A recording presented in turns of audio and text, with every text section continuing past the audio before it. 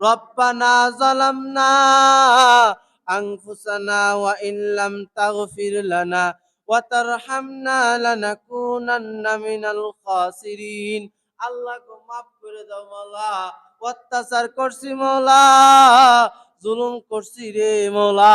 তখন আল্লাহ বলে বান্দারে, এমনিতে ইফতারির আগ মুহূর্তে দোয়া করলে আমি আল্লাহ দোয়া কবুল করি, কিন্তু আমার এই বান্দা যখন দোয়া পড়লো আল্লাহুম্মা লাকা সুমতু ওয়া আলা রিজকিকা আফতারতু, এই বইলা যখন আমার বান্দা আমার নিকট দোয়া করলো, আল্লাহ বলেন বান্দারে, রমজানটা শেষ হইতে দেরি হয়, রমজান মাস শেষ হইতে দেরি হয়, আমি আল্লাহ পাক রব্বুল আলামিন প্রত্যেকটা রোজাদারদের রমজানের শেষ মুহূর্তে সমস্ত গুনাহ খাতা মাফ করে দিই। সুবহানাল্লাহ। এই জন্য ভাই, রোজা একটা গুরুত্বপূর্ণ ইবাদত। রাসূলুল্লাহ সাল্লাল্লাহু আলাইহি ওয়াসাল্লাম তিনি বলতেছেন, হে আমার সাহাবায়ে কেরামরা রে, কোন ব্যক্তি যদি রোজাদারদেরকে ইফতারি করায় তাহলে আল্লাহ তারে 3টা পুরস্কার, কয়টা পুরস্কার দেয় ভাই? তখন সাহাবায়ে কেরামরা প্রশ্ন ছুঁড়ে মারলেন, আল্লাহর নবী গো, আমারও তো মন চায় আল্লাহর নবী ইফতারি করাই, কিন্তু আল্লাহর নবী গো, আমি ইফতারি করার মতো সামর্থ্য নাই। আল্লাহর নবী সাল্লাল্লাহু আলাইহি ওয়াসাল্লাম তার সাহাবায়ে কেরামদেরকে বলেন, হে আমার সাহাবায়ে কেরাম, এই রমজান মাসে কোন রোজাদারকে যদি 1 গ্লাস পানি দিয়া অথবা একটা খেজুর দিয়া আমার কোন রোজাদার উম্মতকে ইফতারি করাস, আল্লাহ পাক রব্বুল আলামিন তাকে 3টা পুরস্কার দেয়। আল্লাহর নবীর সাহাবায়ে কেরামরা বলতেছেন, হে আল্লাহর নবী, কি 3টা পুরস্কার? আল্লাহর নবী সাল্লাল্লাহু আলাইহি ওয়াসাল্লাম বলতেছেন, 1 নাম্বার পুরস্কার হইল আল্লাহ পাক রব্বুল আলামিন তার পিছনের সমস্ত গুনাহ খাতা মাফ করে দিই। সুবহানাল্লাহ।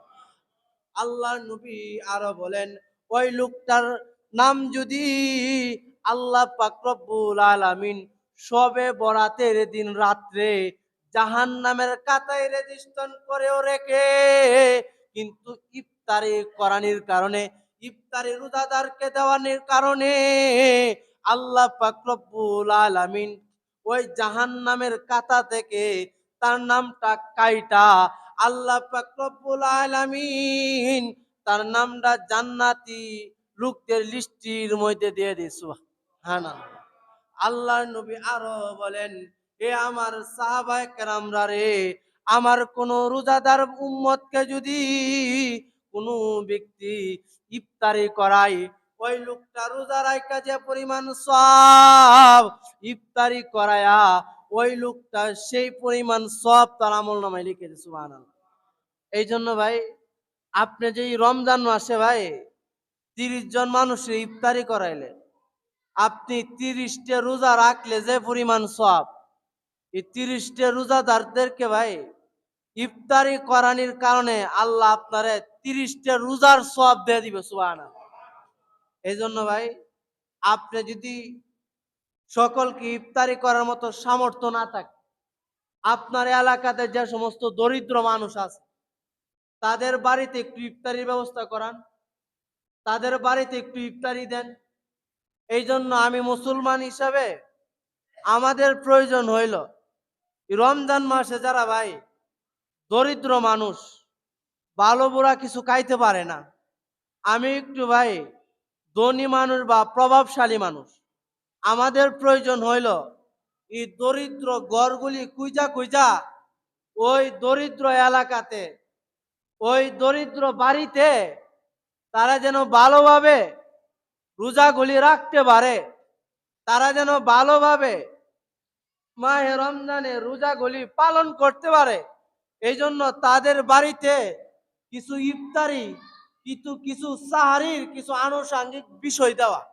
কারণ ভাই, আপনি যদি একটা রোজাদার ব্যক্তিকে একটু সাহারির ব্যবস্থা করে দেন, তা আল্লাহ পাক রব্বুল আলামিন এই উসিলাও তো আপনারা বিভিন্ন আপদ বিপদ থেকে হেফাজত করতে পারে। সুবহানাল্লাহ। রমজান মাস ভাই, এই যে ভাই রমজান মাসে আপনি ইফতারের কাজগুলি করতেছেন, শরবতগুলি রোজাদারদেরকে আগায় দিতেছেন, আল্লাহ পাক রব্বুল আলামিন এর বিনিময়ে কিন্তু ভাই আপনারে বিশাল বড় একটা মাইনা দিব। সুবহানাল্লাহ। ভাই কিতাবে লেখছে, কোন ব্যক্তি যদি রোজাদারদেরকে এক গ্লাস পানিও আগায়া দেয়, আল্লাহ পাক রব্বুল আলামিন এইটার বিনিময়ে দিতে দিতে তারে আল্লাহ একটা পাহাড় পরিমাণ সওয়াব দিয়ে দিবে। সুবহানাল্লাহ। এই জন্য ভাই রমজান মাস মাগফিরাতের মাস। ভাই কথা বললে বয়ান করা যেত না। আমার একটা স্বভাব হইলো, আপনি কথা বললে আমার জেহেন থেকে কথাগুলি চলে যায়। এই জন্য ভাই একটা হাদিস শুনেন। হ্যাঁ ভাই, যখন কোনো ব্যক্তি মসজিদে যখন কোনো ব্যক্তি আইসা দুনিয়াবি একটা কথা বলে, কি বলে ভাই? যে যে কোনো লোক আলোচনা করলে, আমি তো না আলোচনাতে বইছি, একটা বিষয় নিয়ে বইছি, যে ওই মিনিটের ভিতরে আমার ওই বিষয়টা আমি গুছায় নিব। মাঝখান দিয়ে কথা বললে এই কথাটা ভাই জেহেন থেকে চলে যায়, তখন কথা এলোমেলো হয়ে যায়। এই জন্য ভাই রসুল কইছে, আহাব্বুল বিলাদি ইলাল্লাহি মাসাজিদুহা ওয়া আবগাদুল বিলাদি ইলাল্লাহি আসওয়াকুহা। পৃথিবীর মধ্যে সর্বশ্রেষ্ঠ জায়গা হইলো মসজিদ। কোনটা ভাই? আর একটু জোরে, কোনটা ভাই? সবচেয়ে নিকৃষ্ট জায়গা হইলো বাজার। তো রসুল হাদিসের কিতাবের মধ্যে বলছে যে কোন ব্যক্তি মসজিদে আইসা যদি, কথাটা ভালো করে শুনে মুখস্থ রাখেন আজীবন, কোন ব্যক্তি যদি মসজিদে আইসা দুনিয়াবি কথা বলে, টমেটোর কেজি কত এটা মসজিদে আয় আলোচনা করার দরকার আছে? আলুর কেজি কত এটা মসজিদে আয় আলোচনা করার দরকার আছে? এটা কি মসজিদের সাবজেক্ট ভাই? কোন ব্যক্তি যদি মসজিদে আইসা দুনিয়াবি একটা কথা বলে, তখন আল্লাহর একটা ফেরেশতা আইসা বলেন, হে আল্লাহর বন্ধু, তুমি চুপ করো, এটা মসজিদ। সুবহানাল্লাহ কইতেন না? তখন যখন ওই লোকটা আবার কথা বলে, তখন আয়সা বলেন, হে আল্লাহর বান্দা, তুমি চুপ করো। সুবহানাল্লাহ কইতেন না? যখন ওই লোকটা আরেকটা দুনিয়াবি কথা বলে, তখন বলেন ফেরেশতা আয়সা, হে আল্লাহর দুশমন, তোর মতন নমাজির এই পৃথিবীর সর্বশ্রেষ্ঠ জায়গার দরকার নাই, তুই ঘর থেকে বাইরে হয়ে যা। নাউজুবিল্লাহ কইতেন না? কথাটা শুরু না বড়? অনেক বড় না? কিছু কথা আছে ভাই বললে সমস্যা, বুঝছেন? এই জন্য সব কথা বলা যায় না। অনেকে ফেস ধরবো যে হুজুর এটা বললেন কেন।